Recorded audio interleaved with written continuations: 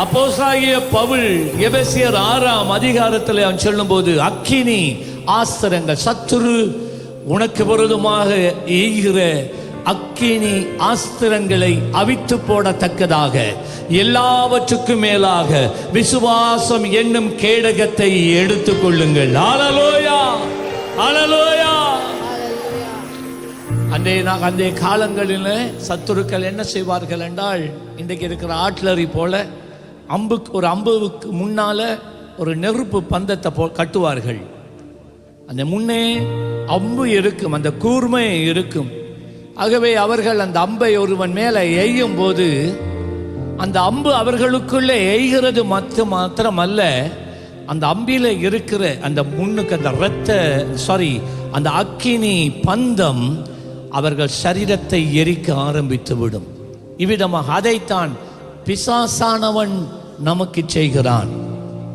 பொல்லாங்கன் எய்யும் அக்கினி ஆஸ்திரங்களை அவித்து போடத்தக்கதாண்ட, அழித்து போடத்தக்கதாக. ஹல்லேலூயா. பிசாசு, சத்துரு முதலாவது உங்களை எப்படி தாக்குறான்? வார்த்தைகளினால தாக்குறான். வார்த்தைகளினாலே உங்களை தாக்குறான். வார்த்தைகள் தான் அந்த அம்புகள், வார்த்தைகள் தான் அந்த அக்கினி. வார்த்தையினாலே உங்களை தாக்கி இல்லாத பொல்லாத காரியங்களை சொல்லி உங்களுடைய மனதை அவன் என்ன செய்கிறான்? வேதனைப்படுத்துகிறான், உள்ளத்தை உடைக்கிறான். பிறகு அந்த அக்கினி என்னண்டா, யாரோ ஒரு வார்த்தையை சொல்லிட்டு போயிட்டான், அதை பற்றியே மீண்டும் மீண்டும் மீண்டும் ஞாபகப்படுத்தி படுத்தி படுத்தி உங்களுக்குள்ளே ஒரு மன அழுத்தம், உங்களுக்குள்ளே பயம், உங்களுக்குள்ளே கலக்கங்களை அவன் கொண்டு வந்து உங்களை அப்படியே முடக்கி விடுகிறான்.